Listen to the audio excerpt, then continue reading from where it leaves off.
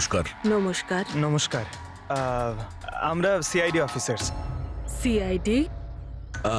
Ma'am, কালকে রাত্রে আপনি এখানে কিছু কিছু অদ্ভুত দেখেছিলেন বা শুনেছিলেন, এমন কিছু যা আগে কখনো ঘটেনি?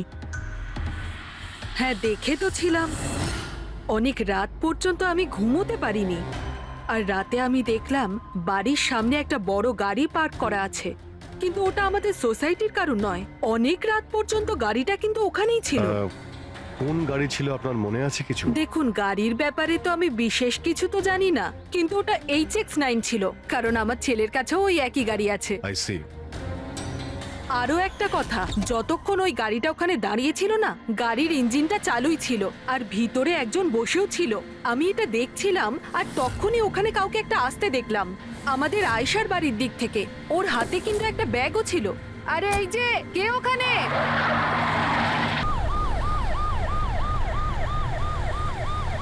এই মুহূর্তে জানা যাচ্ছে যে গত দুদিন ধরে চলতে থাকা সিবিআই তদন্ত আজ শেষ হয়ে গেছে, আর মিস আয়েশা কিছুক্ষণের মধ্যে পৌঁছে যাবেন তার নিজের এই বাড়িতে। এমনটা মনে করা হচ্ছে যে এই হাই প্রোফাইল কেসে মিস আয়েশা সিবিআই এর জন্য সাক্ষী দিতে রাজি হয়েছেন, তাই ওনাকে ক্ষমা করে দেওয়া হচ্ছে আর ছেড়ে দেওয়া হচ্ছে।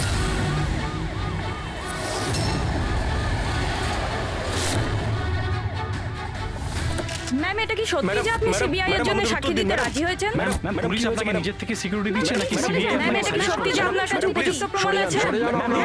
আপনি কোর্টে সাক্ষী দিতে চলেছেন? ম্যাম, সত্যি ইনি হলেন মিস আয়েশা, যিনি এত কড়া নিরাপত্তার মধ্যে নিজের বাড়ির ভিতরে ঢুকে গেলেন কোনো প্রশ্নের উত্তর না দিয়ে।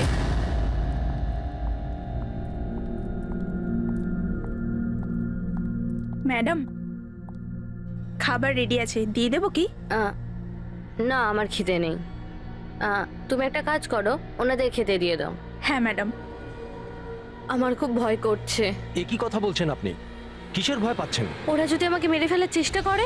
ম্যাডাম, আপনার কিচ্ছু হবে না। আপনার সুরক্ষার জন্যই আমরা আপনার সাথে আছি।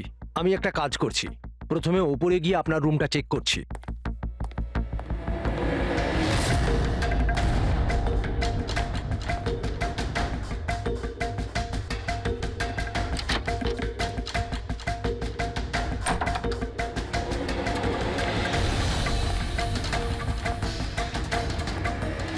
আপনার রুমটা চেক করেছি, সবকিছু ঠিক আছে, আর আপনি গিয়ে রেস্ট নিতে পারেন। দেখুন, আপনার কিচ্ছু হবে না। আর তাছাড়াও শুধুমাত্র একটা রাতের ব্যাপার, সকালে কোর্টে রায় বেরিয়ে যাবে আর ওরা গরাদের পিছনে চলে যাবে। You just relax.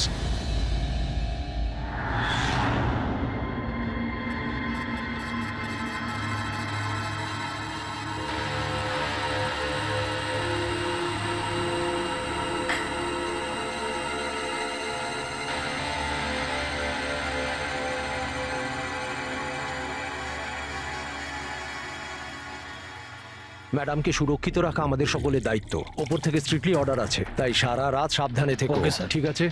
খাওয়া শেষ হলে নিজের নিজের পজিশন নিয়ে নিও।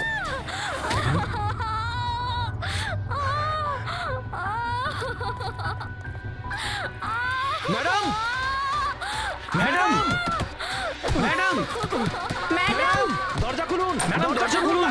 দরজাটা খুলুন ম্যাডাম।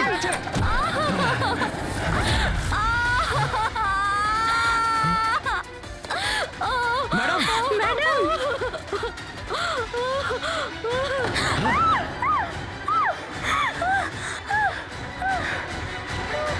ও শিট।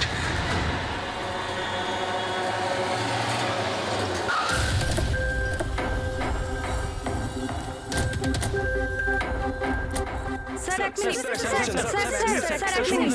স্যার, জানা যাচ্ছে কোনো দুর্ঘটনা ঘটে গেছে। আপনি বলতে পারবেন এই বাড়িতে ঠিক কি হয়েছে? স্যার, এই কেসটা তো সিবিআই এর কাছে ছিল, তাহলে কি সিআইডি কে হ্যান্ড ওভার করে দেওয়া হলো? দেখুন, এখানে একটা মার্ডার হয়েছে বলেই আমরা এখানে এসেছি। এর থেকে বেশি কিছুই বলতে পারবো না, পরে কথা বলছি। একটু শুনলেন? আসুন স্যার।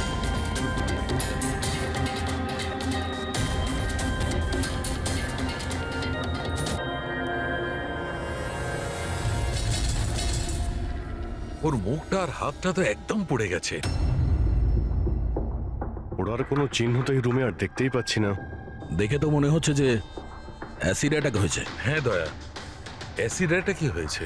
কিন্তু স্যার, কোথাও তো পড়তো, জামা কাপড়ে বা নিচে কোনো অ্যাসিডের চিহ্নই তো নেই। সেটা তো ঠিক। স্যার, স্যার ইনি বাথরুম পড়ে আছেন, মানে স্নান করে বেরিয়েছেন, আর স্নান করার পর উনি এই ক্রিমটা এক লাগিয়েছিল। মিনিট, ওই ক্রিমটায় হাত দেবে না, ওই ক্রিমটাকে চেক করতে হবে।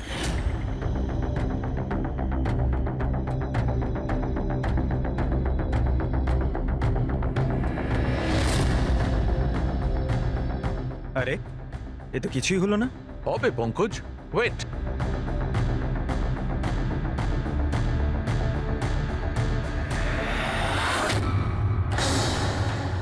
আরে স্যার, এটা তো দেখলে, এটাতে এমন অ্যাসিড মেশানো হয়েছিল যেটা সঙ্গে সঙ্গে কাজ করে না, 2-3 মিনিট বাদে কাজ শুরু করে, আর যখন কাজ শুরু করে তখন এরকম ভয়ঙ্কর ভাবে কাজ করে। স্যার তার মানে স্নান করার পর উনি এই ক্রিমটা লাগিয়েছেন, আর সেটার এফেক্ট কিছুক্ষণ পরে হয়েছে। একদম ঠিক। কেউ আসলে একে মারবার জন্যে এর নিজের যে ক্রিম ছিল সেটা এই ক্রিমটার সঙ্গে বদলে দিয়েছে। এটা এটা কি বলছেন আপনারা? কি কি ব্যাপার? আপনি মনে হচ্ছে একটু বেশি ঘাবড়ে গেছেন। হ্যাঁ, কি জানেন আপনি এদের ব্যাপারে? না স্যার, আমি কিছুই জানি না। ম্যাডাম তো এই ক্রিমটা রোজই ব্যবহার করতো। আর এটা খনি ভালো মতোই জানতো, আর এটারই সুযোগও নিয়েছে। যেই হোক না কেন, আয়েশাকে খুব কাছ থেকে চিনতো। আচ্ছা, ওটা আপনি নয় তো? না স্যার, দেখো আমরা জানি তুমি কিছু জানো। না ম্যাডাম, আমি কিছুই লুকাচ্ছি না। ব্যাস এই ক্রিমটা আমি লুকিয়ে লুকিয়ে কখনো কখনো ব্যবহার করতাম, আর আজও এই ক্রিমটা আমি মেখেছি। এক মিনিট, এই ক্রিমটা তুমি কখন লাগিয়েছো? স্যার, ম্যাডামের ঘরে আসার কিছুক্ষণ আগে, এই ধরুন 8টা নাগাদ। 8টার সময়। চেক করো। স্যার পুড়ে যাওয়ার তো কোনো চিহ্নই নেই। হবে না, পোড়ার দাগ এই জন্য হবে না কারণ উনি যখন ক্রিমটা লাগিয়েছিলেন ওতে অ্যাসিড ছিল না, মানে ওই ক্রিমটা অরিজিনাল ছিল। তার মানে খনি ক্রিম 8টা থেকে 9টার মধ্যেই বদলে দিয়েছিল। কিন্তু কিভাবে? এখানে এত সিকিউরিটি ছিল। মনে হয় আগে থেকেই কেউ রুমে ছিল। এটা কি করে হতে পারে স্যার? কারণ ম্যাডাম এখানে আসার আগে আমি এই রুমটাকে ভালো করে চেক করেছিলাম, এখানে কেউ ছিল না। আর তাছাড়া ম্যাডামের চিৎকার শুনেই আমরা দৌড়ে এখানে এলাম, আর দেখি দরজা ভেতর থেকে লক স্যার। হ্যাঁ স্যার, আর ভেতরে আসার জন্য আমাদের দরজা ভাঙতে হয়েছিল। ঠিক আছে, আপনারা এখন আসুন, প্রয়োজন পড়লে আবার ডেকে নিচ্ছি। Okay sir. রুমের ভিতরে কেউই আসেনি, কিন্তু রুমটা চেক করতেই কনস্টেবলই এসেছিল। পুরবি একটা কাজ করো, এদের সবার ব্যাকগ্রাউন্ড চেক করো। ততক্ষণে আমরা জানার চেষ্টা করি যে ব্যাপারটা কি। এত মিডিয়া, সিবিআই এর কেস, এতগুলো সিকিউরিটি, কি কারণে? অ্যাকচুয়ালি আয়েশা খুব বড় খেলোয়াড় ছিল, লাইক এজেন্ট। যে ধরনের এজেন্ট দুটো পার্টির মধ্যে ডিল করিয়ে মাঝখান থেকে ভালো কমিশন নিয়ে সরে যায়, শুধু এটা ধরে নিন যে আয়েশাও এই ধরনেরই এজেন্ট ছিল, কিন্তু টপ লেভেলের। ওর সমস্ত ডিলগুলি লাখ আর কোটি টাকার উপরেই হতো, আর সব কটাই ছিল একেবারে বেআইনি। আমাদের কাছে এসব কিছুরই প্রমাণ ছিল, আমরা ওকে অ্যারেস্টও করেছিলাম, কিন্তু ও হঠাৎ করে রাজসাক্ষী হয়ে গেল। ও নিজের মুক্তির বিনিময়ে 3 জন বড় ব্যবসাদারের দুর্নীতির বিরুদ্ধে আমাদের হাতে সব প্রমাণগুলো দিত। আজ কোর্টে শুনানি ছিল, কিন্তু কাল রাতেই ওর মার্ডার হয়ে যায়। 3 জন বড় বিজনেসম্যান, এরা কারা? বিকি, রাহুল, কুমার। এই 3 জনের কাছেই পয়সা আর পাওয়ার যথেষ্ট আছে, যা খুশি করতে পারে। আর যে প্রমাণগুলো আয়েশার কাছে ছিল, আয়েশার কাছে কিছু টেপ ছিল, এই 3 জন বিজনেসম্যানের বেআইনি কাজের কিছু ভিডিও ফুটেজ।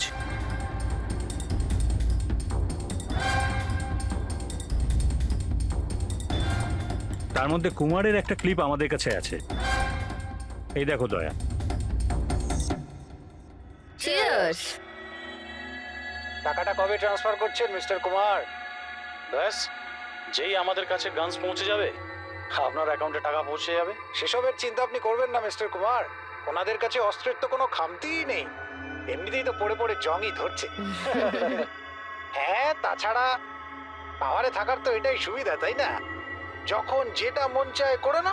আপনি শুধু এই কনসাইনমেন্টটা সম্পূর্ণ করে দিন, আমাদের তো একসঙ্গে অনেক কাজ করতে হবে, তাই না? একদম। আর এটা তো সবে শুরু।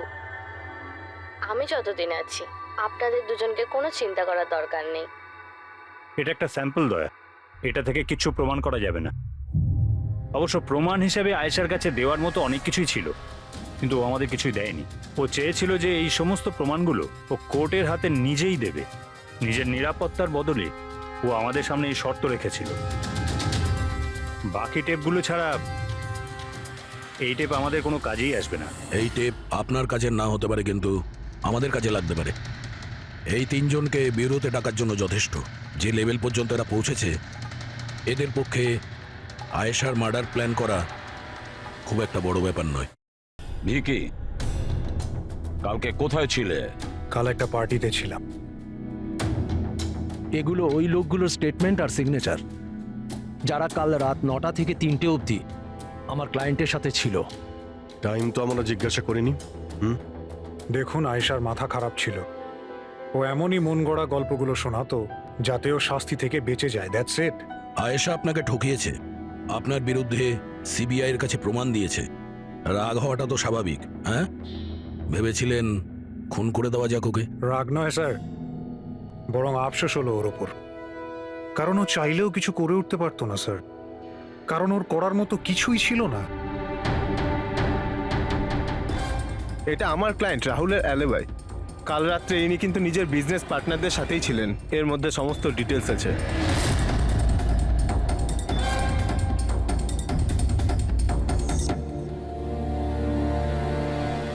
আমার মনে হয় না যে আপনাদের কিছু জানার আছে বলে।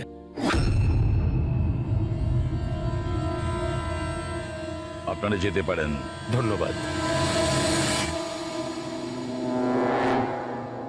মার্ডারের সময় আমার ক্লায়েন্ট ফ্যামিলি ফাংশনে বিজি ছিলেন, আর এই হচ্ছে তার প্রমাণ। মিস আয়েশার কাছে আপনার বিরুদ্ধে প্রমাণ ছিল মিস্টার কুমার। আর এমন প্রমাণ যা আপনাকে বরবাদ করে দেওয়ার জন্য যথেষ্ট। আয়েশা খুবই চালাক মেয়ে। ভালো হয়েছে মারা গেছে, নাহলে আমি ওকে মেরে ফেলতাম। মারতেন না মেরে ফেলেছেন? না স্যার, আমি ওকে মারিনি, কিন্তু ওই মানুষটাকে আমি নিশ্চয়ই থ্যাঙ্কস বলবো, যে আমার মনের ইচ্ছেটাকে পূরণ করেছে। আপনি যেতে পারেন, তবে খুব তাড়াতাড়ি দেখা হবে। Thank you.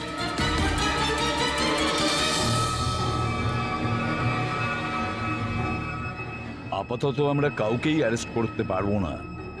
এখানে সবারই কোনো না কোনো কারণ আছে। স্যার, হ্যাঁ স্যার, স্যার একটা কথা জানা গেছে।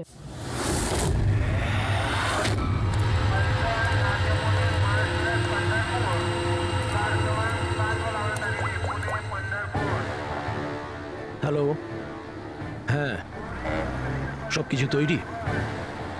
একটা কথা মনে রেখো, কোনো ভুলভ্রান্তি যেন না হয়। এই তো দাদা, চলে আসুন। বাস ছাড়বে, বাস ছাড়বে।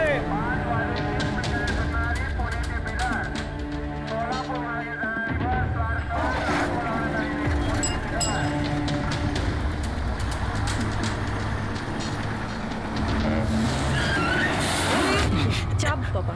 আরে দাদা, কি হলো? বাস দাঁড়ালো কেন? আরে বাসের সামনে কেউ গাড়ি দাঁড় করিয়ে দিয়েছে দাদা।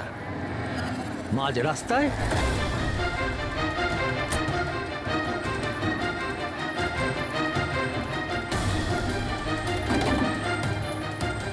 স্যার, আপনারা এখানে?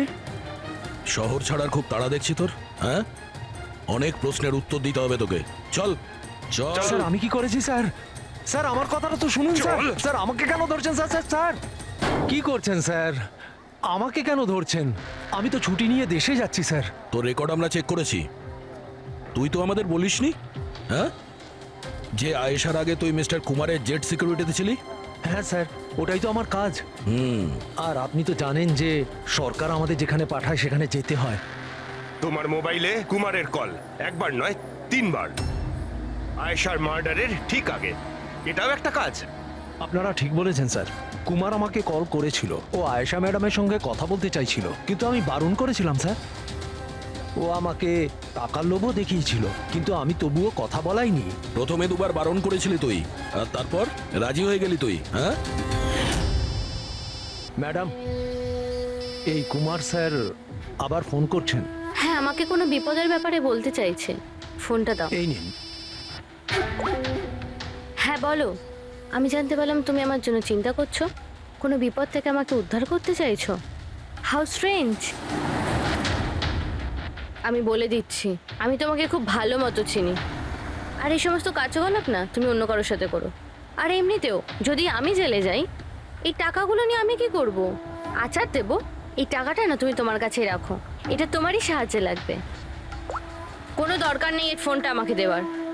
আমার সাথে গেম খেলার চেষ্টা করে যাচ্ছে, আর তুমি ওকে সাহায্য করছো। আমি কোথায় ম্যাডাম? আপনাকে সাহায্য করছিলাম তো। ঠিক আছে থাক, শুধু এইটুকুনি জেনে রেখো, তুমি যদি ওকে সাহায্য করো না, রক্ষা পাবে না। আমি সিবিআই কে বলে দেবো, যদি আমার কিছু হয় তাহলে সবার প্রথমে তোমাকেই অ্যারেস্ট করবে। তুই গেছিলি না আয়েশার ঘরে ঠিক ও রুমে ঢোকার আগে? ওর বিউটি ক্রিমটাকে অ্যাসিড ক্রিমে বদলাতে খুব বেশি সময় লাগেনি নিশ্চয়ই, তাই না? এ আপনি কি বলছেন স্যার?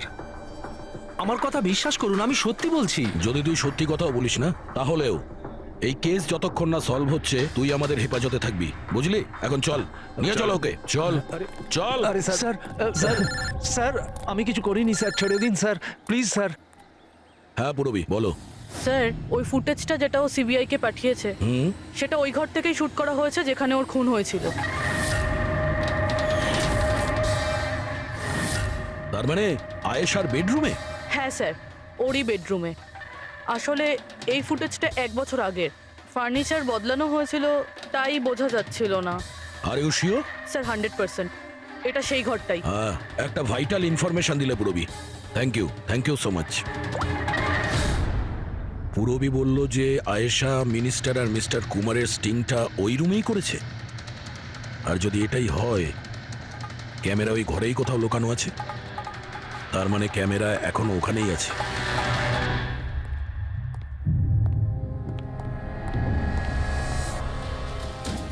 রুম তো এটাই। আর এই হলো জানালা। ফুটেজে জানালা রয়েছে, তার মানে এই ফুটেজটা এই দিক থেকেই তোলা হয়েছে।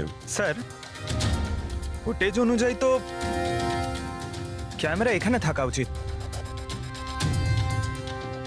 না ভাই, এতটা হাইটে না, ক্যামেরা আই লেভেলে ছিল, আর সেই হিসেব অনুযায়ী এইখানেই কোথাও হওয়া উচিত। আচ্ছা, ওই আয়নার ভিতরে নেই তো? আরে ওই যে আয়নাগুলো থাকে না, যার একদিকে দেখা যায় আর একদিকে দেখা যায় না। ভাই তাহলে তো জানতেই পারা যাবে। কি করে স্যার? তুমি ওই ফিঙ্গার নেল টেস্টের কথা শোনোনি? যে কোনো অচেনা জায়গাতে বা ট্রায়াল রুমে ড্রেস চেঞ্জ করার আগে এই টেস্ট করে নেওয়া উচিত, ফিঙ্গার নেল টেস্ট। তোমার যে নখ রয়েছে সেটা তুমি কাঁচের মধ্যে লাগাও, আর তোমার রিফ্লেকশনে যে নখ আছে আর তোমার যে নখ রয়েছে তার মধ্যে যদি গ্যাপ থাকে তাহলে সেটা আসল, আর যদি গ্যাপ না থাকে তাহলে সেটা নকল ওয়ান ওয়ে। যেমন এই মিররটা, এটা ওয়ান ওয়ে মিরর। যদি মিররটা ওয়ান ওয়ে হয় তাহলে তো এর পেছনে জায়গা থাকার কথা।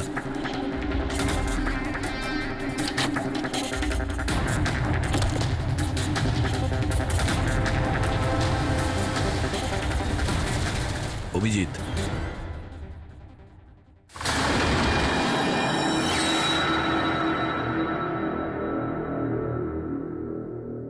এখানে তো পুরো ফিল্মের সেটআপ লাগানো রয়েছে। এসডি কার্ড তো নেই স্যার। হ্যাঁ,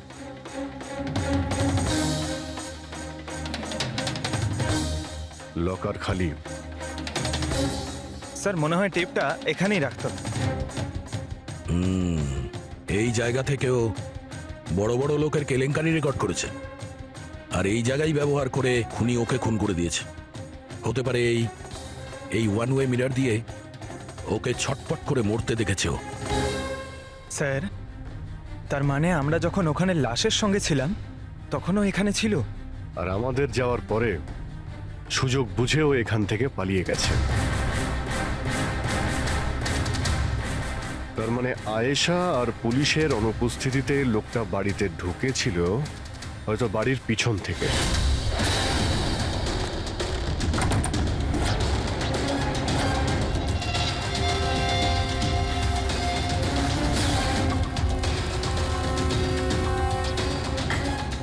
ও আয়েশার বিউটি ক্রিমটাকে সরিয়ে বিষাক্ত ক্রিমটা রেখে দেয়, আর তারপর ভিতরে ঢুকে বসে থাকে। তার মানে ওর চোখের সামনে আয়েশা ওই ক্রিমটা লাগিয়েছে আর একটু বাদে ছটফট করতে করতে মরে গেছে। তারপর পুলিশ আর রাখি এখানে আসে, তখনও ভেতরে ছিল। তারপর আমরা এখানে এসেছি, তখনও ও ভেতরে ছিল। তারপর রাত্রে সুযোগ পেতেই ও টেপগুলো নিয়ে এখান থেকে পালিয়ে গেছে, মনে হচ্ছে ওই রাস্তা দিয়েই। কিন্তু স্যার মেইন গেটে তো পুলিশ দাঁড়িয়ে ছিল, ও মনে হয় পেছন থেকেই পালিয়েছে। এমন তো কিছু নয় স্যার, কিন্তু হ্যাঁ স্যার, প্রায় ধরুন মাঝরাতের দিকে গাড়ির চাকার এরকমই একটা আওয়াজ শুনতে পেয়েছিলাম। শব্দটা কোথা থেকে হয়েছিল মনে আছে তোমার? এই তো স্যার, এই পেছনের দিক থেকে, কিন্তু একবারই পেয়েছিলাম স্যার, আর দ্বিতীয়বার শুনিনি স্যার। ঠিক আছে, থ্যাংক ইউ।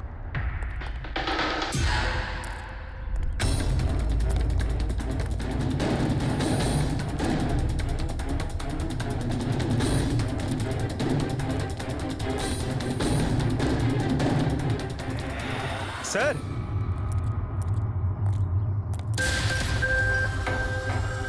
স্যার টায়ারের ঘষার চিহ্ন তো রয়েছে এখানে, দেখতে পাচ্ছ এখানে এই তেল আর জল পড়ে আছে। মনে হচ্ছে এসি চালিয়ে গাড়ি এখানে অনেকক্ষণ দাঁড়িয়েছিল। আর তারপর গাড়ি এখান থেকে বেরিয়ে গেছে। ওই কনস্টেবল এই গাড়িরই টায়ারের আওয়াজ শুনেছিল। যদি গাড়িটা এখানে অপেক্ষা করেই থাকে তাহলে হঠাৎ এমন কি হলো যে তাড়াহুড়ো করে চলে গেল? স্যার মনে হয় কেউ দেখে ফেলেছিল, ওই জন্য ভয়তে পালিয়ে গেছো। পয়েন্ট আছে। এখানে আশপাশটা জিজ্ঞাসা করে দেখি।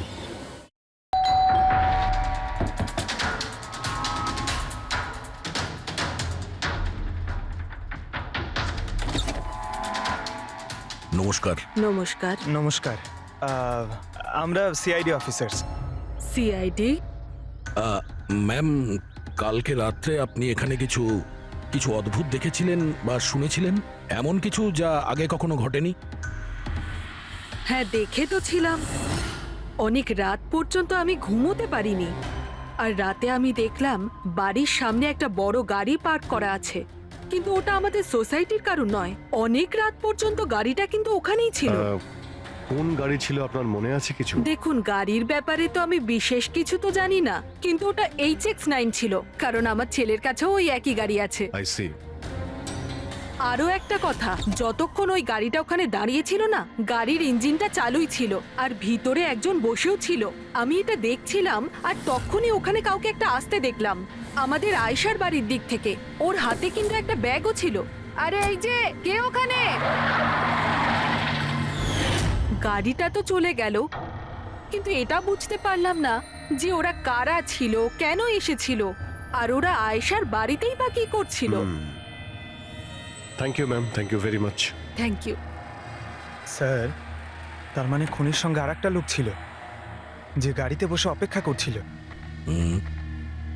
লাখ টাকার গাড়ি ছিল। কি মনে হচ্ছে কে হতে পারে? সন্দেহের তালিকা এখন ওই তিনজনই রয়েছে। আরটিও থেকে খোঁজ নিয়ে দেখি এই গাড়িটা এই তিনজনের মধ্যে কার কাছে রয়েছে। স্যার এই ধরনের দামি গাড়ি 3 জনের কাছে আছে। কি? হ্যাঁ স্যার, খুবই শৌখিন লোক, এক একজনের কাছে অনেক গাড়ি আছে। তাহলে এই তিনজনের মধ্যে ওই গাড়িটা কার আছে কি করে জানতে পারবো? তাও সিচুয়েশন অনুযায়ী খুনি এই তিনজনের মধ্যে কেউ মনে হচ্ছে। না স্যার, আমরা তিনজন এই খুনের ব্যাপারে কিচ্ছু জানি না। আপনারা এখানে কেন? স্যার, আয়েশা জীবনকালে তো আমাদের বাঁচা দুষ্কর করেই দিয়েছিল, এখন মরার পরেও আমাদের বাঁচা দুষ্কর করে দিচ্ছে। তার মানে? স্যার, আয়েশার খুনি ও আমাদের প্রত্যেককে ফোন করে 25 কোটি টাকা করে চেয়েছে, তাও আবার 24 ঘন্টার মধ্যে। আর হুমকি দিয়েছে আমরা যদি না দিই তাহলে ও আমাদের টেপ লিক করে দেবে।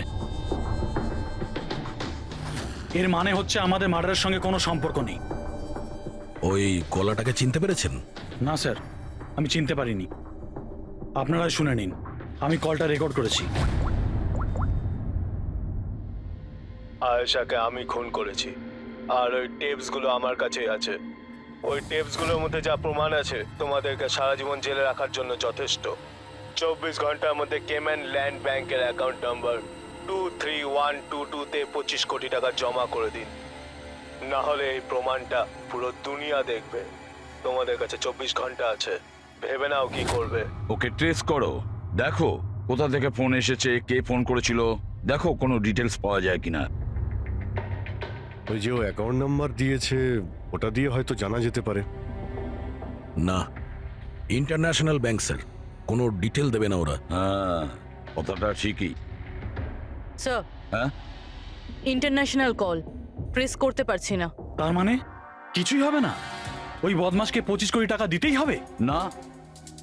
কেন দেবেন 25 কোটি টাকা ওই বদমাশ লোকটাকে? হ্যাঁ, আর কেন দেবেন যেখানে আপনারা কিছু করেননি? না কোনো ঘুষ দিয়েছেন আপনারা, না কোনো বেআইনি কাজ করেছেন। তাহলে আপনাদের বিরুদ্ধে ওই টেপে তো কিছুই থাকবে না। হ্যাঁ, যদি আপনারা কিছু করে থাকেন তাহলে। আরে এটা কি বলছেন স্যার? আমরা কিচ্ছু করিনি, আমরা ইনোসেন্ট, আমরা নির্দোষ। আপনি তো অযথাই আমাদের ওপর। আশ্চর্য তো। এনিওয়ে, থ্যাংক ইউ, আমরা নিজেরা সামলে নেব। চলো।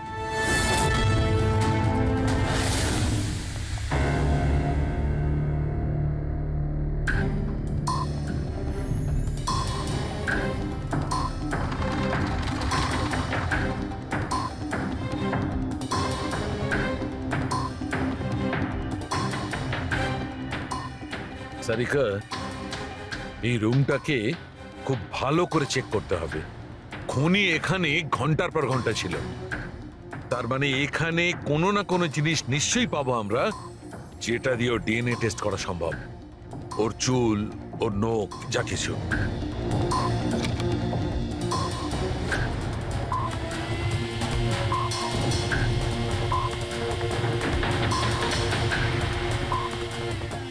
এক মিনিট সারিকা, হ্যাঁ, একটা ফোর্সেপ দাও।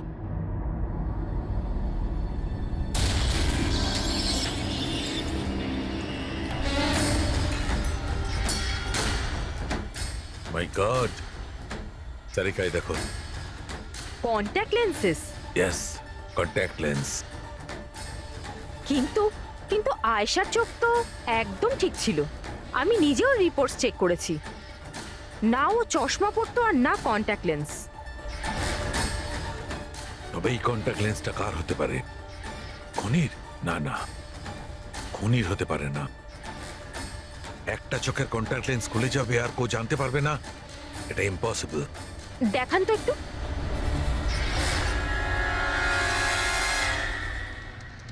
বেশ হাই পাওয়ারের লেন্স। High power lens? কিছু তো আছে এই রুমে। একে তো এই ঘরটা চারিদিক থেকে বন্ধ, কোনো জানলা নেই, কোনো ভেন্টিলেটর নেই। হ্যাঁ? ও ওহো, কি হয়েছে? সারিকা, তুমি জানো তো ওই কালার স্টেন কেমিক্যাল বানানো হয় যা দিয়ে ঘাম টেস্ট করা যায়? হ্যাঁ জানি। গুড, এক কাজ করো, তুমি কালার স্টেন কেমিক্যাল বানাও। খনি এখানে এই ঘরের মধ্যে ঘন্টার পর ঘন্টা ছিল, আর আমাদের অল্প সময়ের মধ্যে এত ঘাম হয়ে গেল। খনির তো খুব ঘাম হয়েছিল। ইয়েস, এই ঘামটাকে চেক করব, তার থেকে জানা যাবে যে খনি কোথায় ছিল, দাঁড়িয়ে ছিল না বসে ছিল না কিভাবে ছিল, সব কিছু। ওই র্যানসাম কলের কোনো মানেই হয় না, ওই কল বোগাস হতে পারে। হ্যাঁ স্যার, কারণটা আমাদের কেস থেকে সরানোর জন্য আর টাকা কামানোর জন্য। এই তিনজনের মধ্যে কেউ আয়েশাকে খুন করে আর ওই টেপটাকে চুরি করে, আর সে বাকি দুজনকে কল করে ব্ল্যাকমেল করছে। কিন্তু স্যার, সে কে? স্যার, আমার তো মনে হয় কুমার হতে পারে। ও ভীষণ রকচটা, যে কারো খুন করতে পারে। আর ওই বাকি দুজন, ওরাও কম যায় না স্যার। এই তিনজনের যেমন পয়সাও আছে তেমন ক্ষমতাও আছে এদের। খুনি এই তিনজনের মধ্যেই কেউ হবে স্যার। আর খুনির একজন সঙ্গীও আছে, যে ওই বাইরে গাড়িতে বসে খুনির জন্য অপেক্ষা করছিল। হ্যাঁ, হবে তো এই তিনজনের মধ্যেই কেউ, আর এমন একজন যে আয়েশাকে খুব কাছ থেকে চিনতো। এক্স্যাক্টলি, সেজন্য ও জানতো যে আয়নার পেছনেও আরো একটা রুম আছে, আর আয়েশা কোন ক্রিম ব্যবহার করতো সেটাও ও জানতো। স্যার, এর মানে ওই গোপন জায়গার ব্যাপারে খুনি ছাড়া আর কেউ কিছু জানতো না। এক্স্যাক্টলি। তাহলে স্যার? তাহলে আবার কি করবে দয়া? ধরে ফেলো ওদের। ওদের প্ল্যানিং এই ওদেরকে ফাঁসাতে হবে।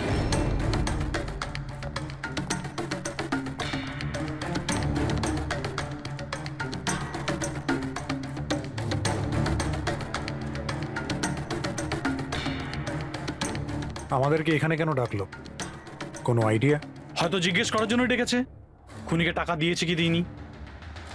তাহলে তোমরা দুজন কি টাকা দেবে? তোমাদের কি মনে হয় টাকা দেওয়া ছাড়া আর কোনো উপায় আছে? তা তুমি কি করতে চলেছো ভিকি? দেবে টাকা? দেখো, টেপের ব্যাপারে তো কিছু বলতে পারছি না, আর তাছাড়া আমি কোনো বেআইনি কাজ করিনি, এই জন্য টাকা দেওয়ার তো কোনো প্রশ্নই আসে না। সরি, আমি টাকা দিচ্ছি না। ও কাম অন ম্যান, এত ঢং করার কি আছে? কিছু করে থাকলে বলো না, শুধু আমরা তিনজনই আছি এখানে। দেখো রাহুল, যদি কথা... এক সেকেন্ড, নাও সিআইডি মেসেজ করেছে। আরে কোথায় আছে ওরা? কি লিখেছে বল। কোথায় আটকে গেছে, আসতে পারবে না, ফিরে যেতে বলেছে। হোয়াট ননসেন্স ভাই, আমরা কখন থেকে এখানে বসে আছি, শুধু শুধু সময় নষ্ট করে দিল। এবার কি করবে? যাওয়া যাক, আর কি, চলো কাম অন।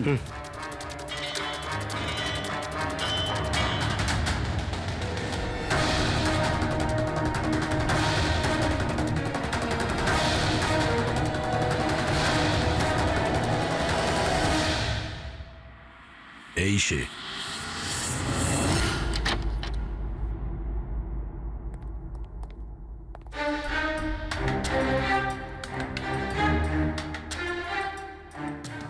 স্যার, ভিকি, তার মানে ও জানতো যে আয়নাটার পিছনে ক্যামেরা আছে? হ্যাঁ, বাকি দুজনের হয় এরা কিছু জানে না, না হলে আমাদের সামনে অ্যাক্টিং করছে। স্যার, আমার তো এই বিকিকে সন্দেহ হচ্ছে। এবার কি করব? নজর রাখা যাক এর ওপর, কোনো না কোনো ভুল নিশ্চয়ই করবে। হ্যাঁ সারিকা, কালাস্টেন কেমিক্যাল রেডি। ঠিক আছে, চলো।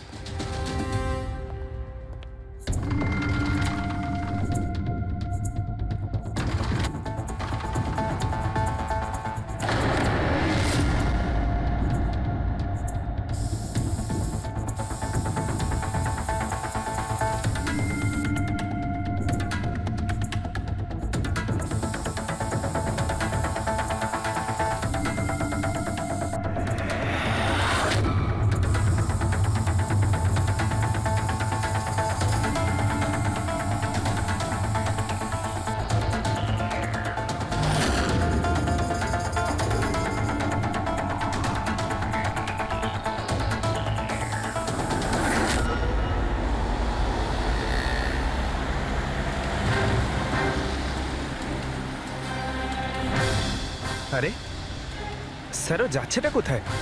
আরে কোথায় আর যাবে পঙ্কজ, বন্ধুদের সাথেই দেখা করতে যাচ্ছে, আবার কি?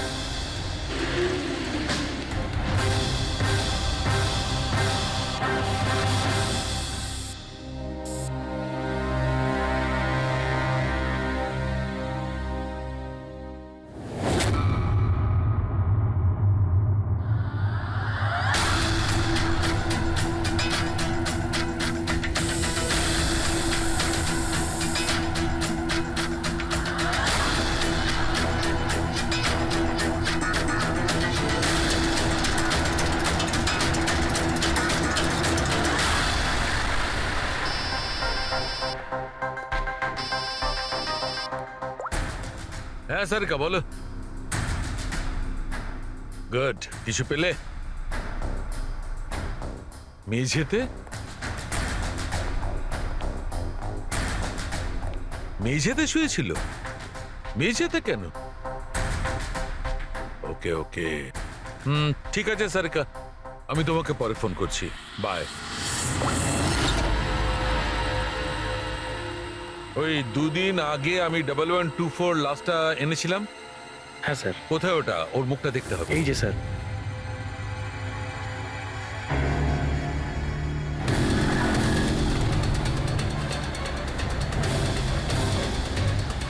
এই জানতে পারেনি তো যে আমরা ওকে ফলো করছি।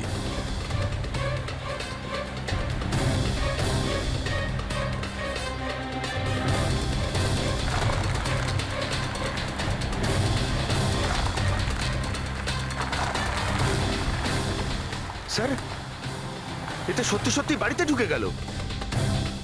ভেবেছিলাম ও কোনো বন্ধুর সাথে দেখা করবে। হ্যাঁ অভিজিৎ। কি? ডক্টর সালুকে বলে দিয়েছেন যে খুনি কে? কে? ও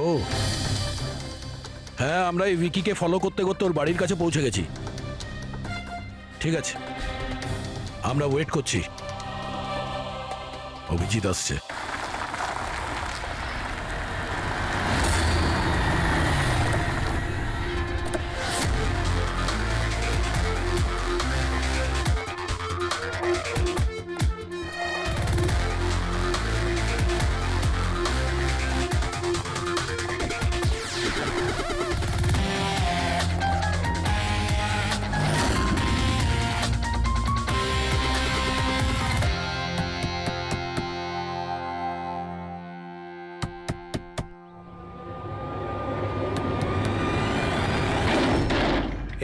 এক মিনিট, এটা কি করছেন আপনারা? আরে এটা কোনো ভদ্রতা হলো কারো বাড়ির ভিতরে ঢোকা? একদম বাজে কথা বলবে না। আমরা সত্যিটা জেনে গেছি। কোথায় লুকিয়ে রেখেছো ওকে? দেখুন, আপনি আমার কথা শুনুন, আপনার কোথাও ভুল হচ্ছে। আমি কিচ্ছু করিনি। আমি না আয়েশাকে খুন করেছি আর না এখানে কাউকে লুকিয়ে রেখেছি। আমরা কখন বললাম যে তুমি আয়েশার খুন করেছো? হ্যাঁ, একেই বলে চোরের নজর বোচকার দিকে। দেখুন, আমার কথাটা বোঝার চেষ্টা করুন। আপনারা আমার কথাটা শুনুন। আপনারা আমার কথা কেন শুনছেন না? হ্যালো, আপনারা এইভাবে ভিতরে ঢুকতে পারেন না।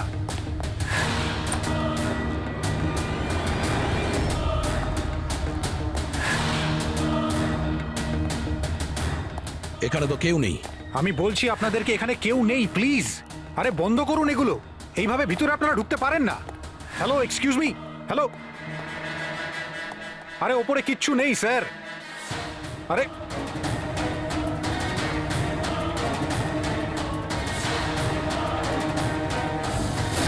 প্লিজ দেখুন, এখানে কিচ্ছু নেই, কেউ নেই এখানে।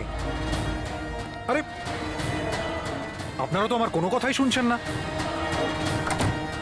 আজব তো, কখন থেকে বলছি এখানে কেউ নেই। আরে কেউ নেই এখানে। হ্যালো স্যার,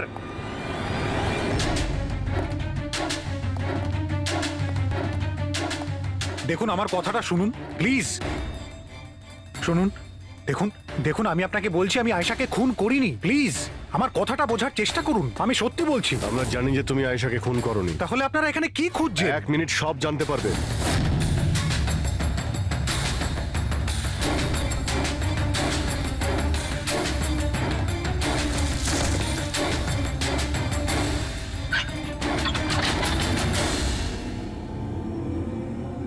স্যার আসুন। আয়েশা দেবী, আপনার খেলা শেষ, চলে আসুন। সালুমকে স্যার আগেই বলে দিয়েছিল তুমি বেঁচে আছো। আসলে আমি ওর চোখটা চেক করব।